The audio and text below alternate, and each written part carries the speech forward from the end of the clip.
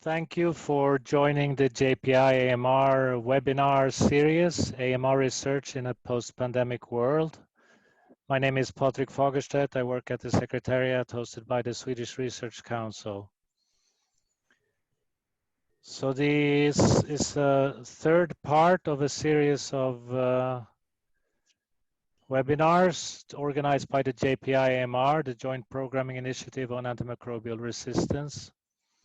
JPIAMR is an organization of 28 countries supporting One Health AMR research based on a joint strategic research and innovation agenda. And we support science, AMR research and science in 6 priority areas: therapeutics, diagnostics, surveillance, transmission, AMR in the environment, and interventions. And this seminar is focusing on how do we simultaneously manage the acute COVID-19 pandemic and escalated antibiotic resistance. And we have a world-class panel today of world-leading experts who will discuss how do we maintain the awareness and support of AMR in a situation when funding and policy efforts are highly focused on COVID-19. I would like to introduce the moderator of today's sessions is Professor Constance Schultz from the University of Amsterdam. So please, Constance, could you please introduce our fantastic panel? Yes, thank you, Patrick. Yes, we're briefly going to introduce this very diverse and very interesting panel. And I'll start with Professor Otto Kars from REACT, Ramanan Laxminarayan from CDEP, Sabia Essak from the University of KwaZulu-Natal, Gada Zubiana from ICARS, Margot Warren from Access to Medicine Foundation, Stephen Hoffman from the Global Strategy Lab, and Charu Kaushik from GlobalR. So you may not know all organizations, but you can find all the information on the JPIAMR website in the bios, which I would like you to refer to, because we would like to spend our time on the discussion, actually. So actually, I would like to then basically move on. Welcome to all the attendants and this panel. We identified a few major overriding questions that we would like to discuss amongst the panel. And these questions and the discussions actually do take into account questions that have been submitted through the website on registration by some of the attendees. And the main questions are, the overriding questions are, how do we leverage the COVID pandemic to address the other ongoing silent pandemic of AMR, and we should also need to do that in different settings. And the second question is, what do both clinical and scientific communities need to do to continue to raise awareness about AMR topic? And I would actually like to ask the first question to Otto Kars. You've been key in bringing AMR high on the political agenda, and you have long-standing experience working with large agencies like the UN. And how do you envisage resetting of the agenda regarding AMR, both during and after this other COVID pandemic? Thank you very much for offering me to make some introductory comments to this webinar. It's not easy to do it in a few minutes. I'll make a try. But as we all know, the real momentum for antibiotic resistance came with the Global Action Plan in 2015, followed then by the United Nations High-Level Political Declaration in 2016, and then the formation of the IACG, the Interagency Coordination Group on AMR, in 2017. But I fear that we are now facing a stationary phase where the global momentum and political leadership is waning. And I think this happened, in fact, even before the coronavirus pandemic. The IACG submitted our recommendations to the Secretary General of the United Nations already in April 2019, but there has been little progress on the recommendations, and the finalization of the terms of reference for the proposed governance structures, which I allude to in a later, has taken a long time. So then, of course, the global urgency of addressing COVID-19 has left little room for other priorities.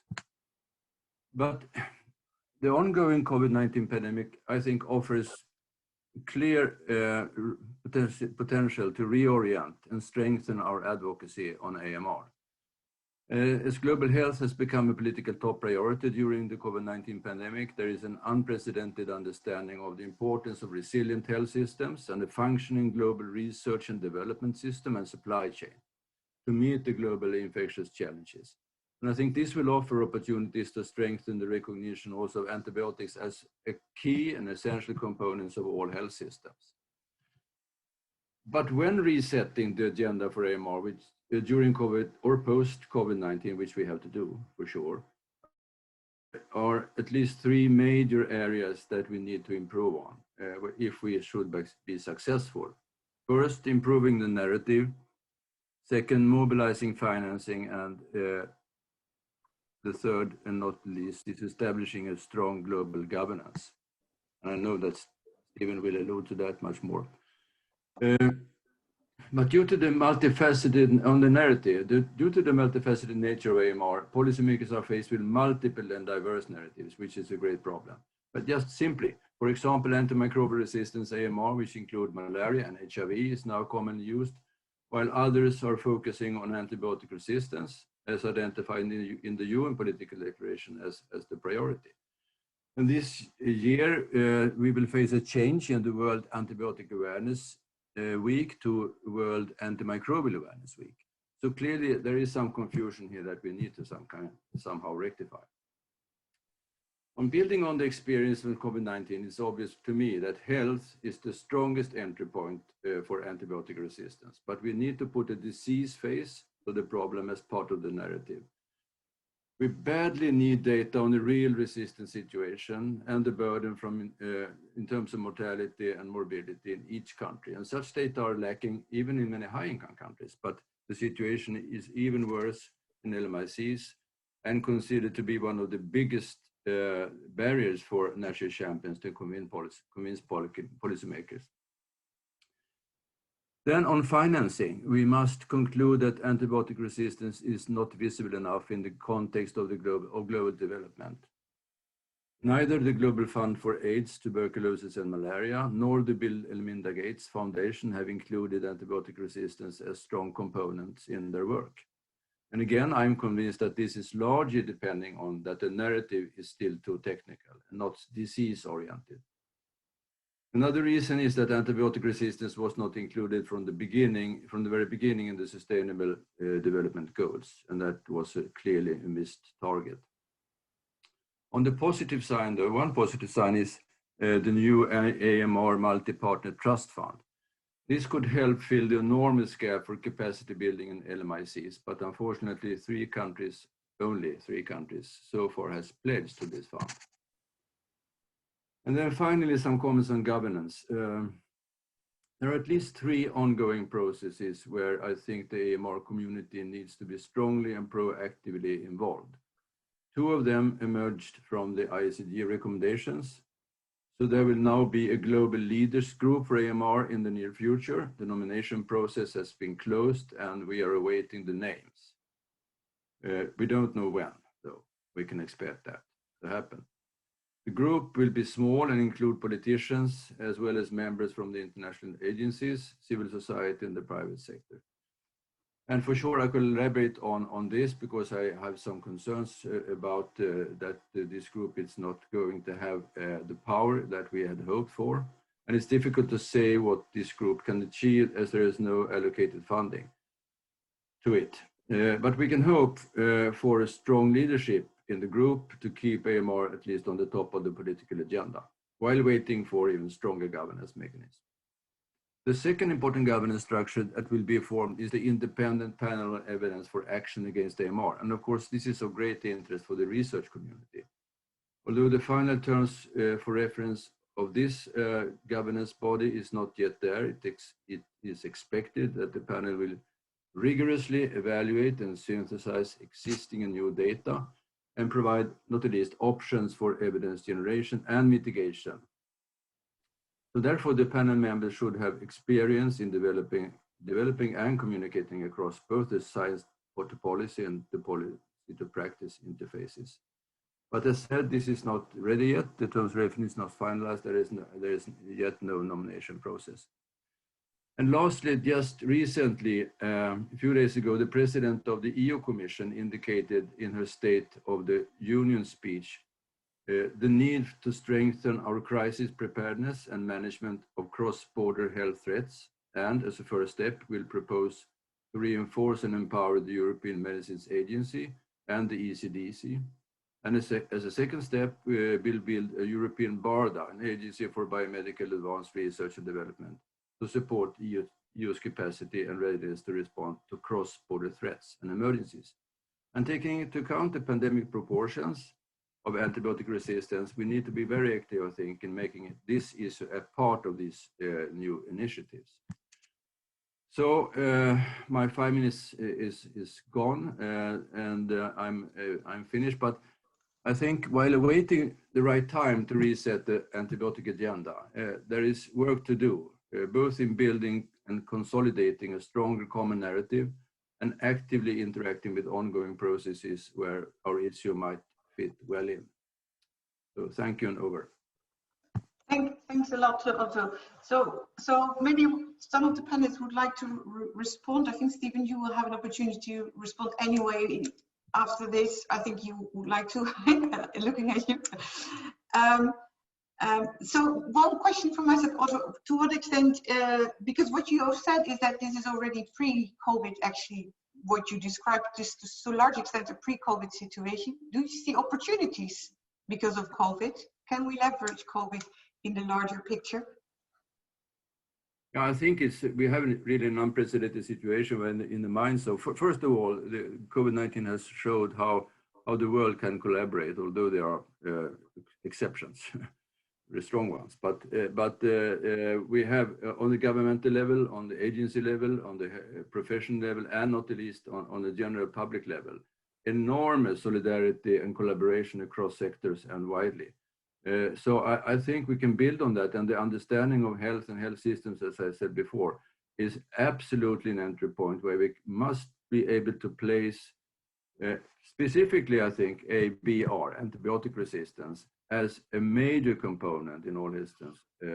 Without them, they will simply fall apart. We all know that, but we have not really been able to convince policymakers on the magnitude of the dynamics and the spread of this before. So I think we have an opportunity, but it's really a narrative thing. It's really trying to work cleverly within the community and with behavior change experts to really find new ways to convince people, because it's not a disease, it's not an SDGs, yeah. It's everywhere. Thank you. Thanks a lot, Otto. I think this is a nice moment to go to Stephen, because I think how do you believe is the best way to interact with policymakers and politicians beyond what was already done to ensure that we are prepared? So basically the narrative, I think, that Otto is referring to is something you study. Would you like to comment and give your opinion? Happy to do so. But first, let me just thank JPIAMR for hosting this and for the opportunity for me to come and share some words. My reaction to Otto's remarks is I think he's 100% right. And that's maybe a common thing, Otto, working together over quite some time. But I think it was just, Otto, you beautifully described the challenge, and it's a big challenge that we have in front of us.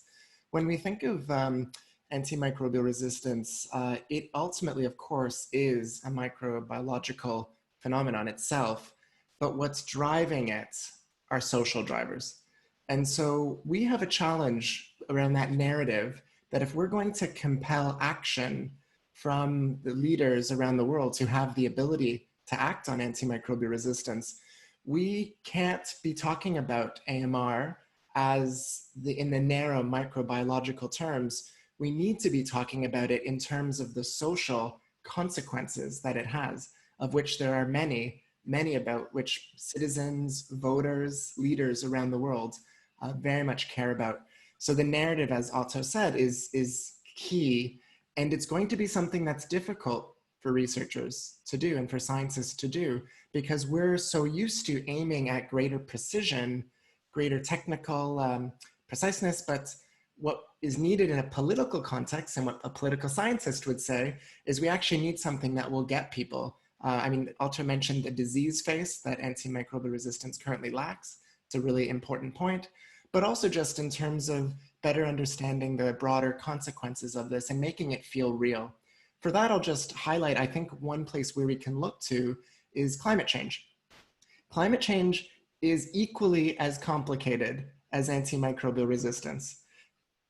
What they have achieved though as a community, a much larger community, but as a community, they've been able to distill down the message on climate change to a single number. It's 1.5 degrees Celsius. Many of you will recognize that number. That's what the Paris Climate Change Agreement and agreements before it highlighted was the single unifying target for climate change. Now, of course, climate change isn't actually only about increasing global average temperatures. Indeed, it's not even about global average temperatures, which climate change scientists will say doesn't actually make sense. It doesn't actually make sense to measure and then average out temperatures around the world.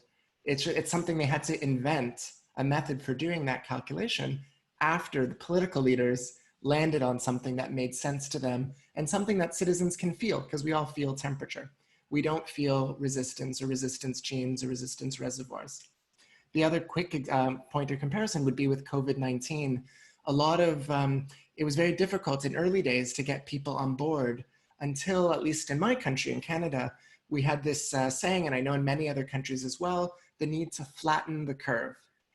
And to the extent that that's something that was also heard in other places, it's the first time when people like my mom, my grandmother, other friends suddenly understood an epidemiologic term and were able to get it because it made sense.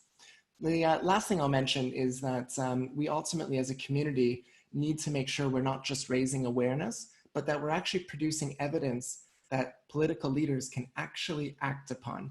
And for that, I'll just point to my lab. We did a systematic review of all impact evaluations and government policy interventions for AMR. We were surprised at how few policy interventions have been evaluated.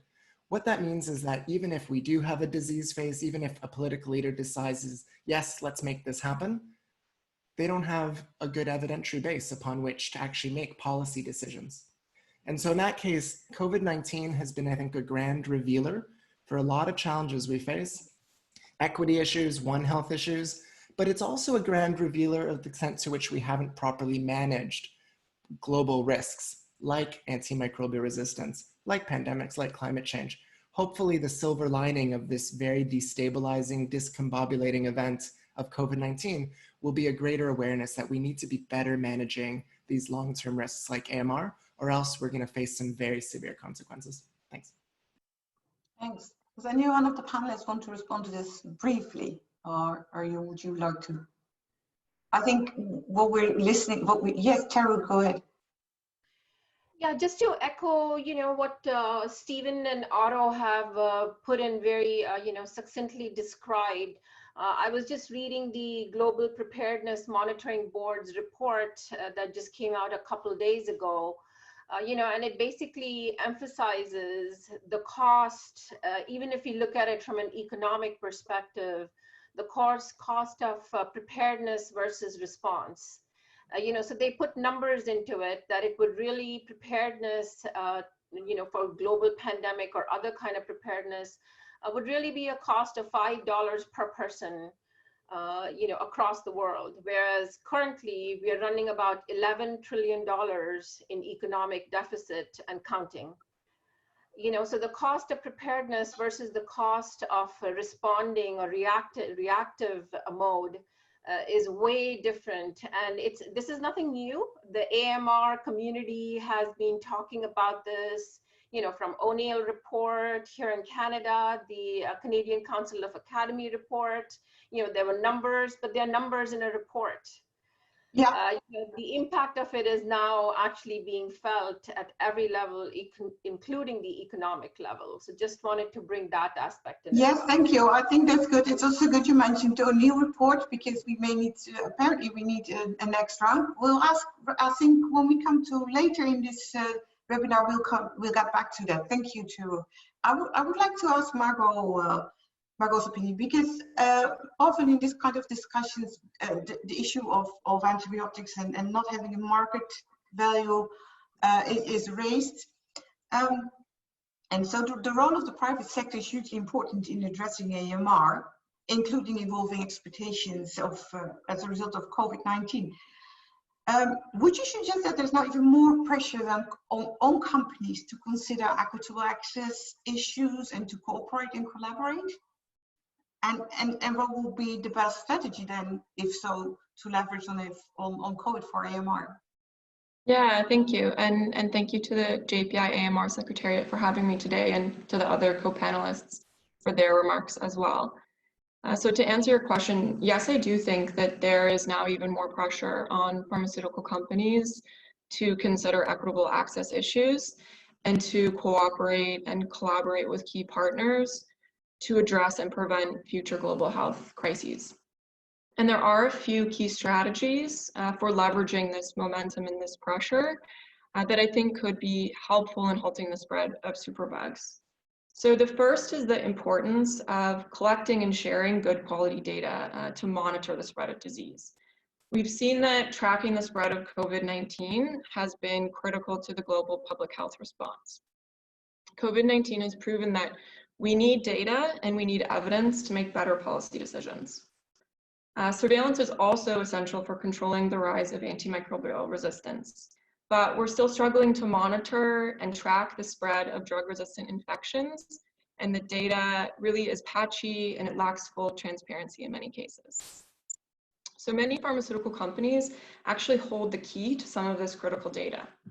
For example,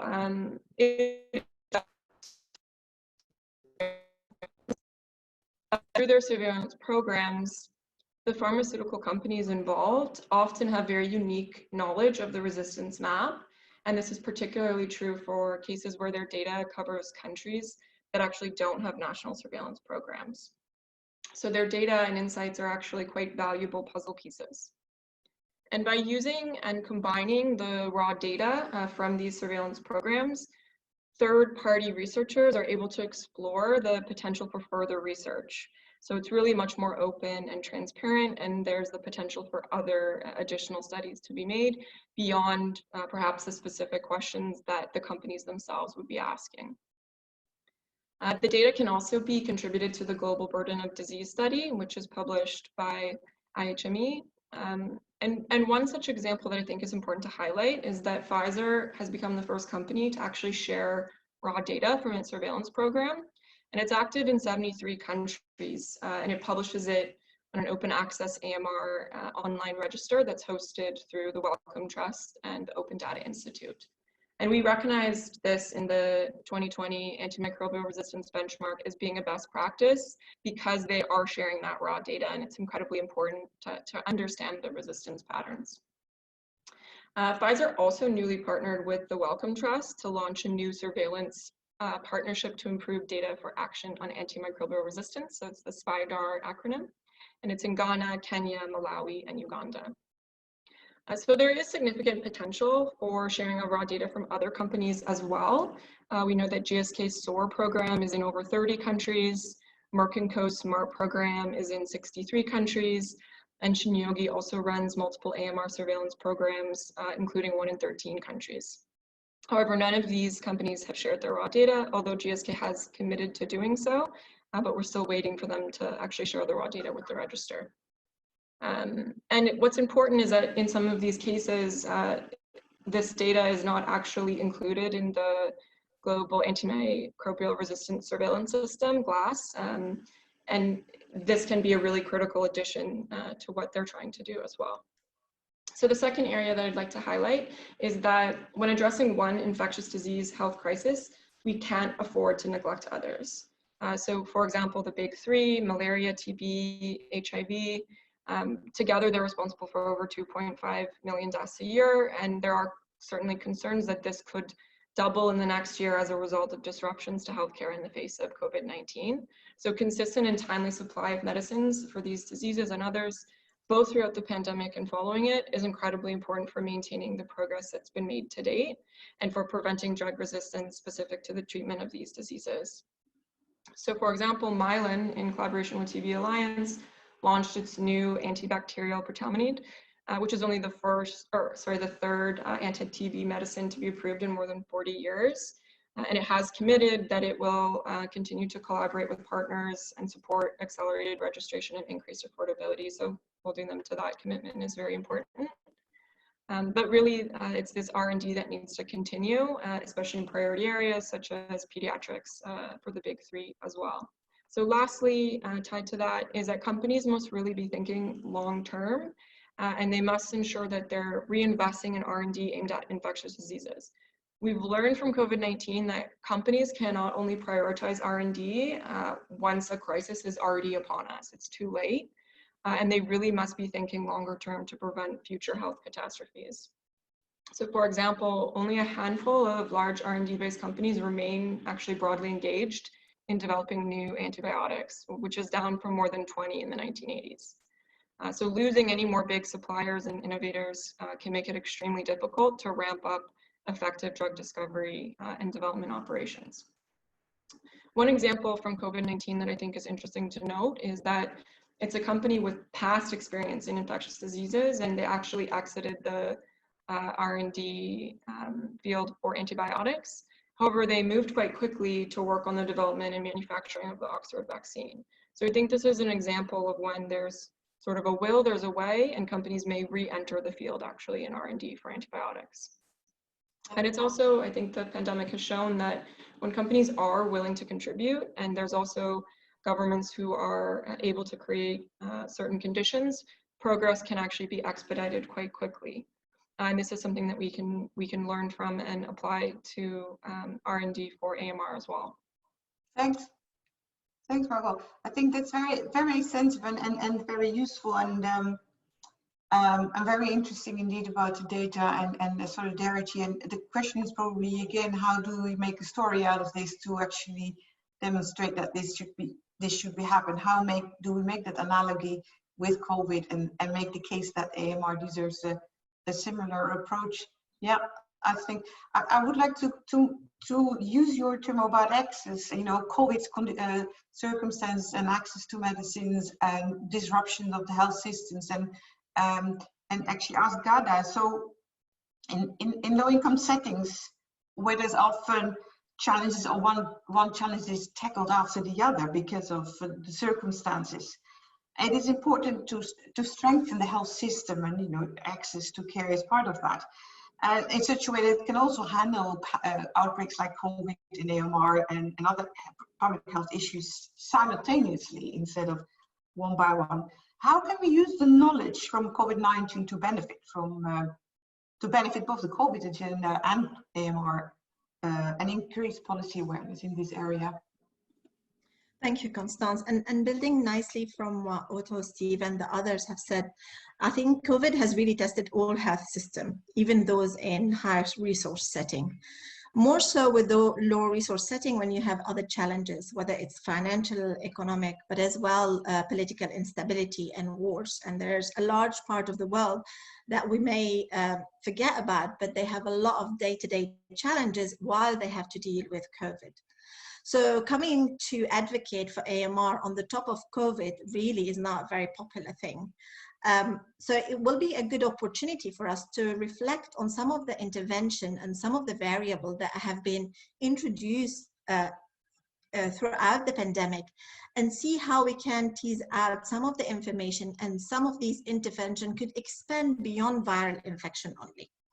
Of course, we mentioned surveillance and strong data.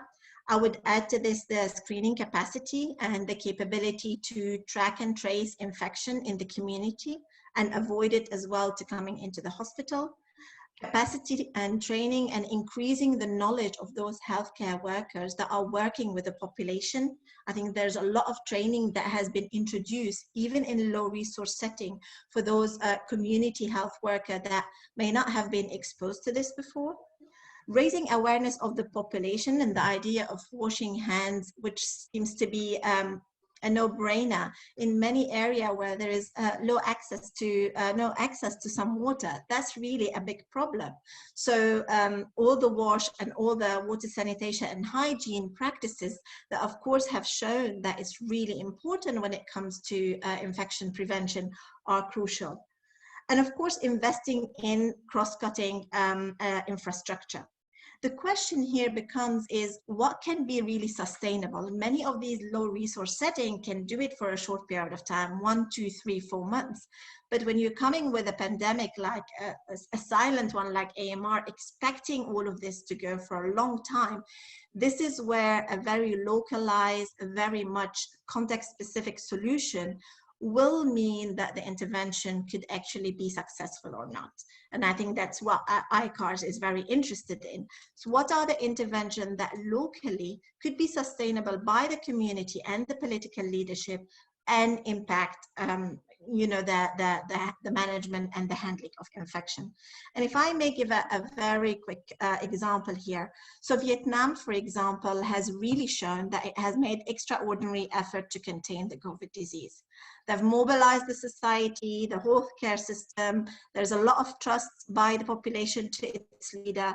And they had early detection, contact trace, and they had quarantine. They had low level of infection, but definitely very low level of mortality. Same country tackling AMR, the approach has been slightly different. When it comes to screening patient coming into hospital, there's no screening happening for some of the CRE highly contagious bacteria. They're doing fantastic work with the viral, with COVID, but they're not doing as much. And the question is, why is that? For COVID, who was paying the screening was very much the government at the door to avoid that infection. When it comes to bacterial screening at the door, there's a big question mark when half of your health system is supported by the private sector. And though some nice research has shown that by screening upon admission to hospital can save you $500 per patient at a cost of $3 of screening, who's paying that $3? Would it be the private health insurance? Will it be the hospital? Will it be the government? And I think this is the sort of exemplar where we're interested very much in engaging at the local level with the ministry, with the different stakeholders, and trying to find a strong business case for expanding some of the great work that Vietnam and others have done so that it can cover bacterial infection as well. And I'll pause at this stage. Thank you. Does anyone would like to respond to Ghana and to Margot of the panelists? Not yet. Yes, Otto? Yeah, Yeah. I can offer some short comments to the previous speakers. I think you mentioned, Cara, you mentioned the O'Neill review. I think we need to be cognizant of that the data from that review on the burden is very, very heavily falling on a very high resistance potential for HIV and malaria. And that we are using that, as it were, the burden of antibiotic resistance. And I think that is not really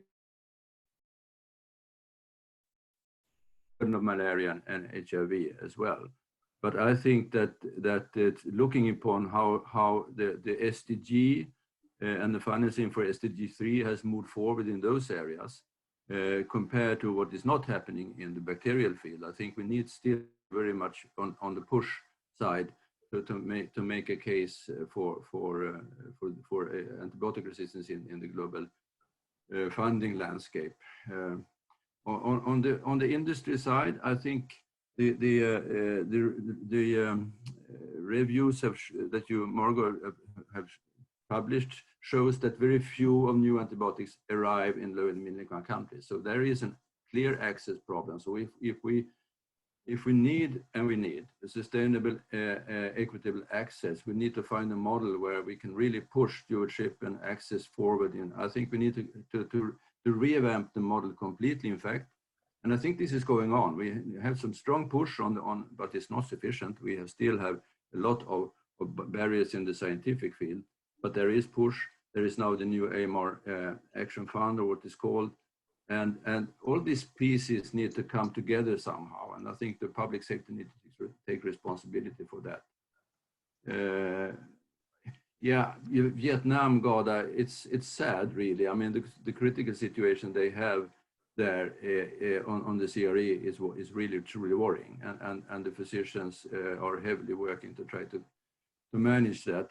But I think you're on the right track here. If we can use that link and how they really managed COVID-19 very early on the top on toes, and see how we can maneuver CRE to become visualized as a disease again. I think that link is a subtle one here. Good. I think that's a nice one. Let's move on, because let's keep that one and then move on to Sabia. So I have a question for you along in similar lines. So pre-COVID, it was already a challenge. It fits nicely with what Otto and Gala just said.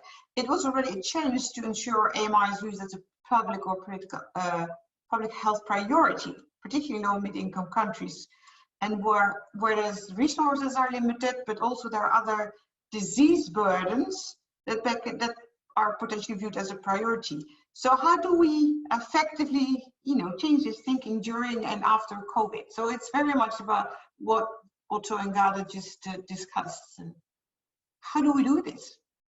Sure. So to concur with the previous speakers, the clarion call of the COVID-19 pandemic has silenced an already silent pandemic to mute, particularly in low and middle income countries with so many competing priorities, as you rightfully say.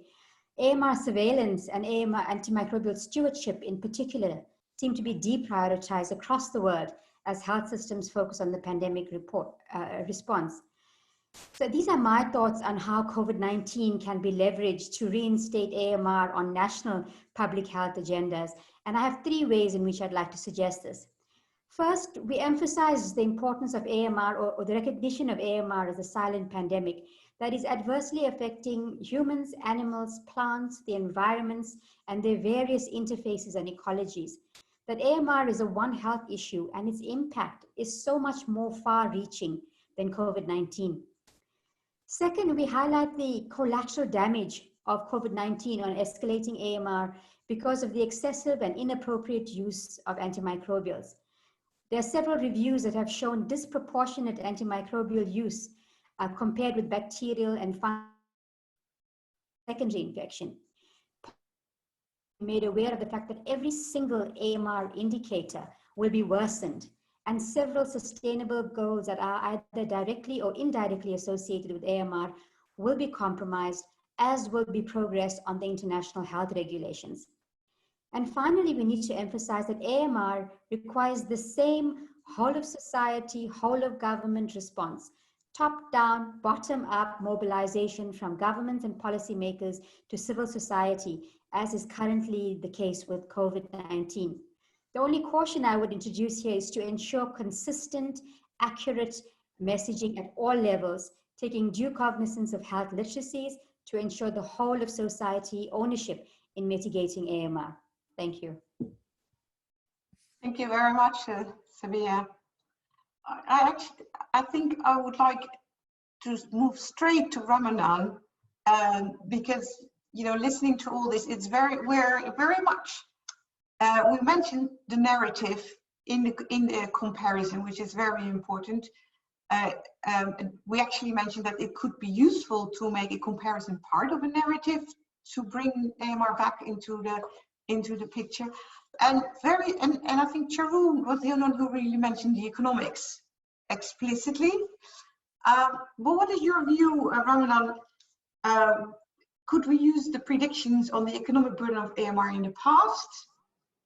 Should we change that part of our prediction of our story, which has been very effective? Otto had some reservations with the O'Neill report, but it has been extremely effective to make the antimicrobial resistance case.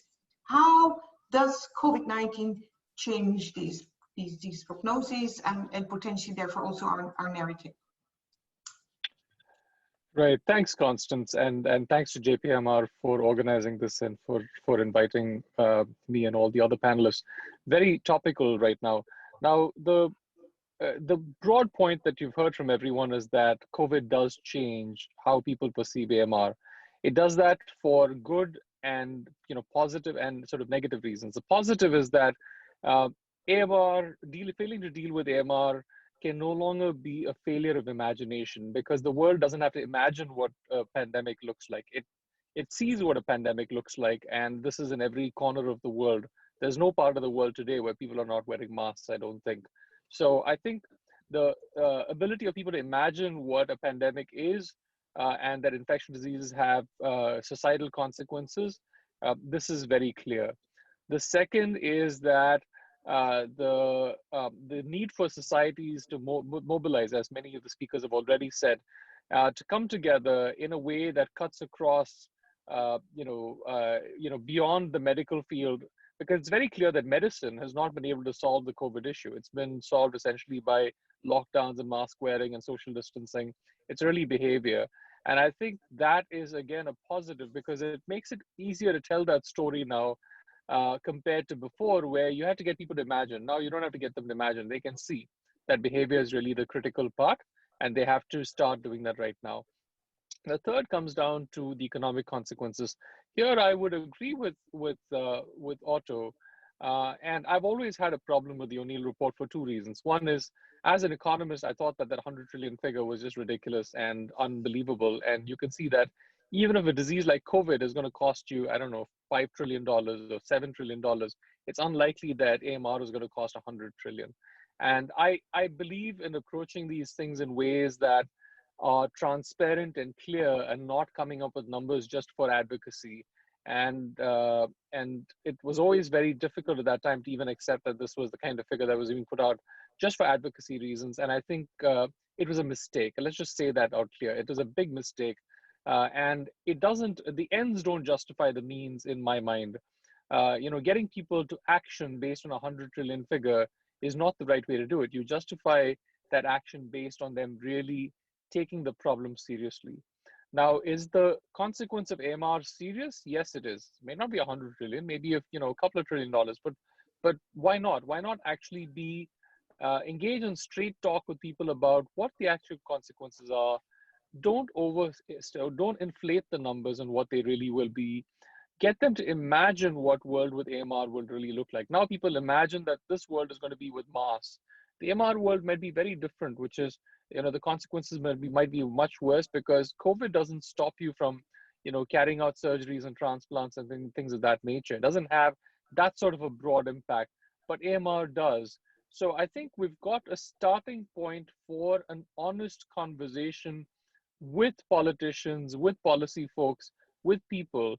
And I don't think we should blow this. I think, if we overstate numbers, then people don't believe you when that's not really going to pan out. And I think as a community, this whole narrative was hijacked a little bit into the need for urgent action based on some inflated number. But I don't think you need to inflate it at all. I think it's a pretty serious problem, even when stated exactly the way that it is. And because of this bigger impact on modern medicine, the ability to take advantage of everything else, which again, I would state is not a COVID issue. COVID will be here today, and I think we'll be done with it in the next, depending on where you are, in the next 6 to 18 months. But AMR, we're not really going to be done with it. And that's a big difference between these two. So I think it's time for us to also introspect a little bit and see what the community as a whole did right and what did wrong. And be very clear that let's use honesty, transparency, direct communication to get people to imagine what this future looks like. Because I think, as Otto said, people will question these numbers. They'll say, oh, but most of these really come from TB and malaria, so I don't really have to worry about bacterial non-TB drug resistance, which is the wrong message to take away from this, right? That's also still important, but that's because we were just trying to get at some sort of number. So I think we have an opportunity now, and let's use this time to think about it carefully. I think JPIAMR does fantastic work in getting that thought process together amongst people who are all working in the field. So let's use this opportunity and come out with a better narrative. Over. Thanks, Ramanan. I would like to ask the panel what Ramanan is proposing. Who should be doing that? How and who? And maybe that's something for later for Charu to comment on when we get back to you. But first, Steve, go ahead, Stephen. Yeah. Well, I'll be quick because I want to make sure Charu has time. But Yes. no, I agree 100% again with what Ramanan just said. I mean, the need for honesty, transparency, clarity on what these numbers are will overall help the cause much more than numbers that people aren't sure whether they can trust or not. 100% agree with what Ramanan said. My own personal hope is that the forthcoming independent panel on evidence for AMR that's being convened would be a great mechanism to do that. I have a lot of hope, although I also, I think like what was mentioned earlier, I do also have some concerns around that. For example, in the draft terms of reference of that independent panel on evidence, there's no mention of that role, of the role of that panel to bring together the global evidence base, such as through systematic reviews around what actually works, what doesn't, but also better estimates of both resistance in different contexts and their effects on society. So if it's not that panel, who will it be? I don't know. I don't know of another more credible entity than that, but we need to make sure it actually does it. Otherwise it'll be, in my view, a missed opportunity. I think Otto would like to comment on that, right? Briefly, because then we go, and then we go to Charu, yeah. First of all, I completely agree with Ramanan. We are absolutely on the same track, and we should use this group and opportunity to see how we can move this forward. But we need more burden data on the national level, and we can have a simple protocol, and we might find funding to do that. Maybe that could be a task for the independent panel. I'm a little bit disappointed about, because I was in the advisory committee and putting up the terms of reference for the panel. We had a proposal that we should have an annex with a clear mechanism of action, how to interact with a larger community, how to build a roster of experts like the ECDC is doing. We need to build on what's out there already. So the terms of reference was definitely too slim. I hope it will change. I agree with you. Okay, I think this is very interesting. I think it's also, again, another nice bridge to Charu, because Charu, you work with GloBIDR, and you try as GloBIDR to address the gaps in international coordination efforts and engagement of WHO and national and international funders and coordinating bodies. So how can we leverage the fallout from this pandemic, given the discussions we just had? Could you comment on that?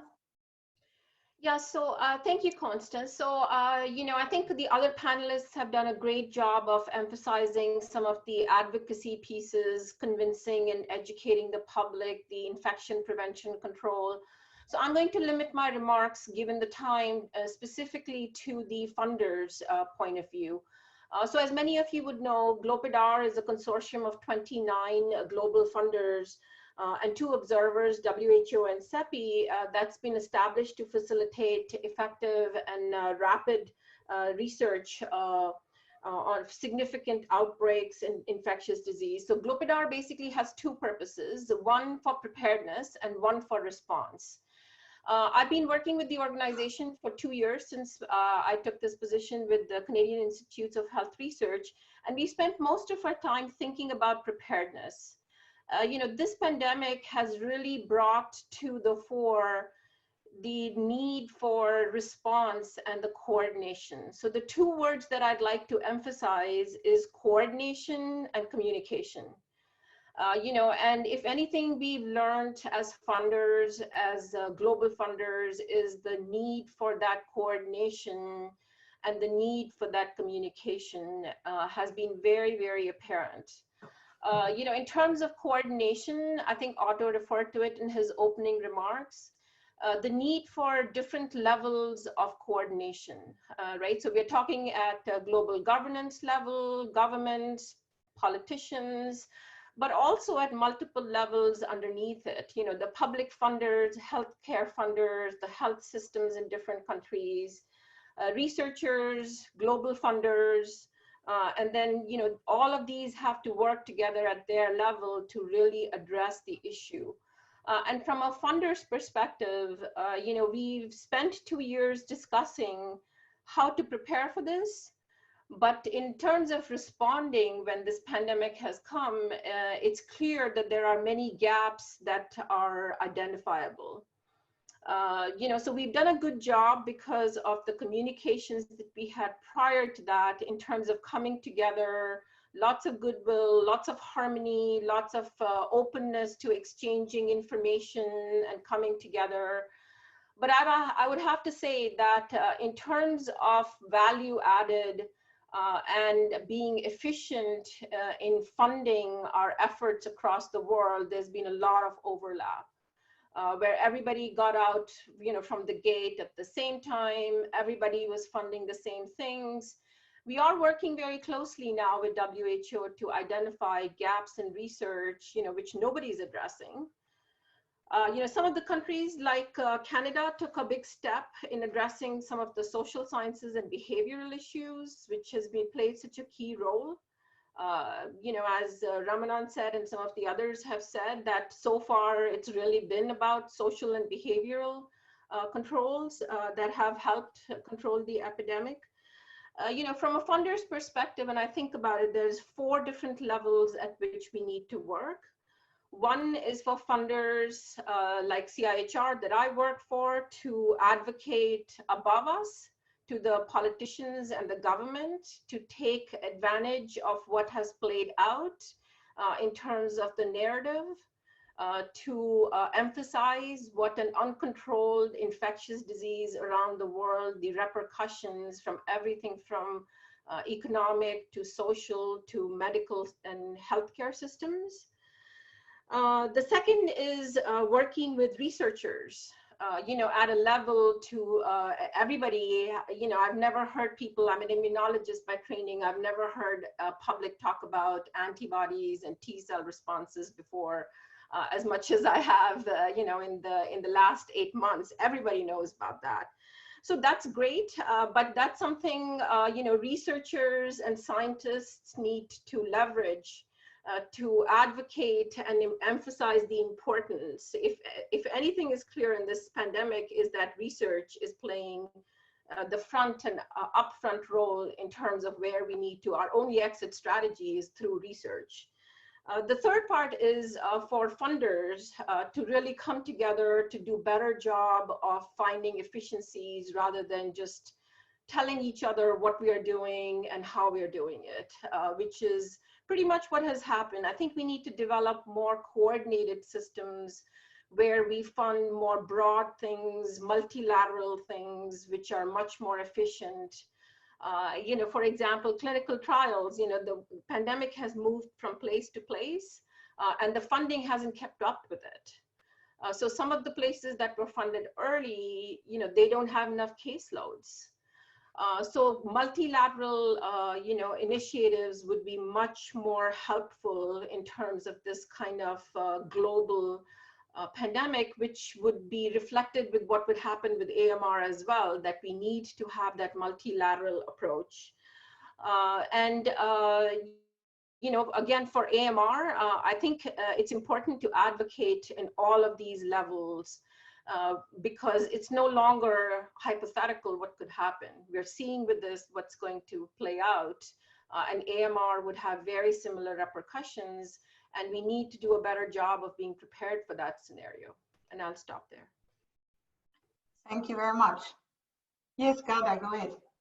I just want to make a couple of comments. One of them regarding the communication. I'm very familiar with the Arabic language, and I've been following up COVID and how it has been presented in the Middle East, for example.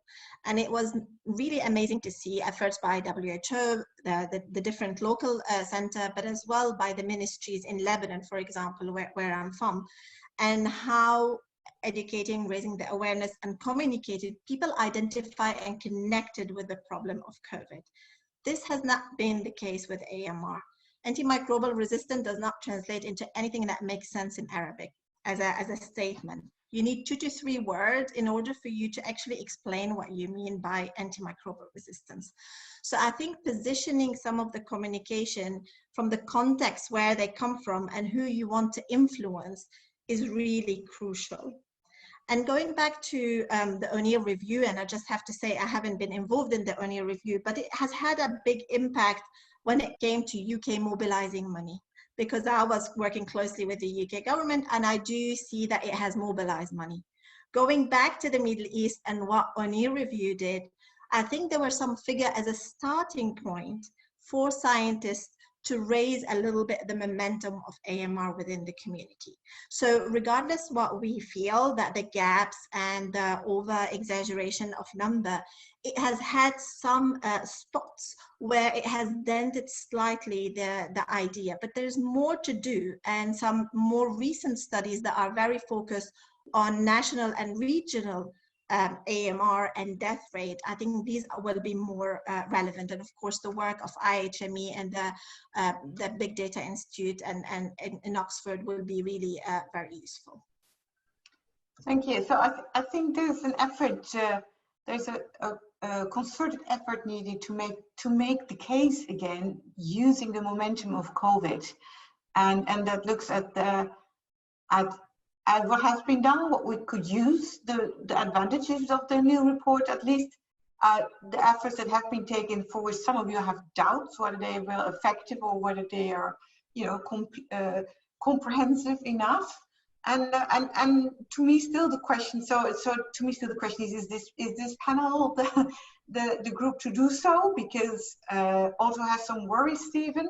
I think it would be nice to, I think we have only 1 minute left, but maybe I can, or we have a few minutes left, so maybe I could ask all of you just in a few words, where would you start? Now, where we are now, with COVID, we see, actually we see opportunities for our narrative. I mean, maybe that's the biggest message actually that I get from this discussion. So where do we start and how?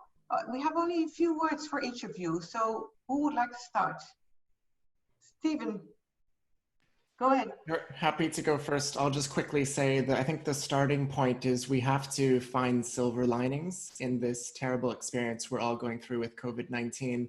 One silver lining is that it does make it clearer the consequences of slow moving pandemics like AMR that AMR would lead to if we don't act on it today. And we have to take advantage of this opportunity, or else we will find ourselves in that bad situation that we're all working so hard to prevent. Now is a bit of an opportunity. Oh, even worse, Sabia, go ahead. Few words. The vast majority of other countries have already started or have developed or in the process of developing their national action plans. And the starting point for national action plan development for AMR are multi-sectoral coordinating committees. So I would start there because they would have a foothold in all of the systems that are required within national countries, within that go for the multi-sectoral coordinating committees in the first instance. Thank you. So Otto, would you agree? And then Margot. Well, of course I agree, but I think we need, again, coming back to the honesty and transparency of data, we need a global, quick, sentinel approach, good burden data that can convince policymakers. Then many of the other things will unfold. But in parallel, I think specifically now in the EU context, and since JPIAMR is the EU funded body, I think we need to be really moving into on the new EU for Health and what can unfold from there to really place AMR in that context. That would also be very important. Thank you. Margot, where did you start? 1 minute to go. I would say quickly that I think COVID has unveiled the importance of preparation and planning, which can only really be done through coordinated sharing of data and cooperation from all parties.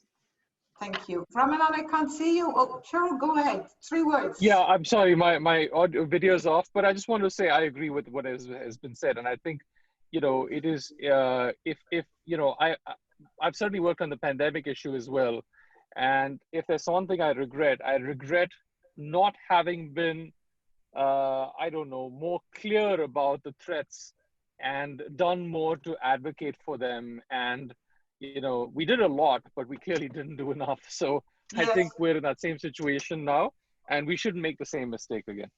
Thank you. Cheryl, you have, I think, Patrick, I think you will break in because we're really rounding off.